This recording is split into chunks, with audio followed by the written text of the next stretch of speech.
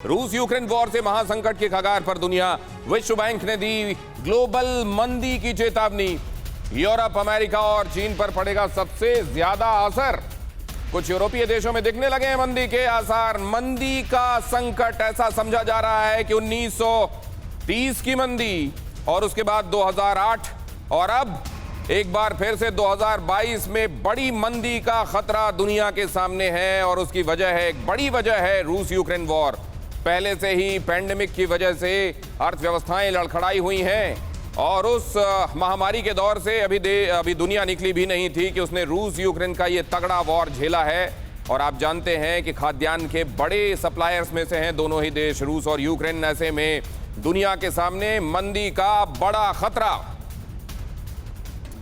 मंदी के आसार कितने खतरनाक, आइए देखते हैं कि विश्व बैंक ने क्या कहा है, किस तरह के इंडिकेशंस के बारे में बताया है, क्या इंडिकेशंस मिलने लगे हैं। ग्लोबल मंदी लेकर आएगा क्या ये युद्ध ग्लोबल मंदी लेकर आएगा, ऐसा लगने लगा है। क्यों? विश्व बैंक ने कहा है कि युद्ध की वजह से वैश्विक मंदी, ग्लोबल मंदी आएगी। एक दो नहीं, पूरे देश इस धरती के प्रभावित होंगे। खाने पीने की चीजें, ऊर्जा, फर्टिलाइजर की सप्लाई पर बहुत ज्यादा असर पड़ रहा है। विश्व बैंक 2022 के अपने ग्लोबल ग्रोथ अनुमान को घटाकर 3.2% कर चुका है। ग्लोबल ग्रोथ 3.2% कर चुका है। वो ये फिगर्स रिवाइज किए गए हैं। ऊर्जा की बढ़ी कीमतों से जर्मनी की अर्थव्यवस्था सुस्त पड़ गई है।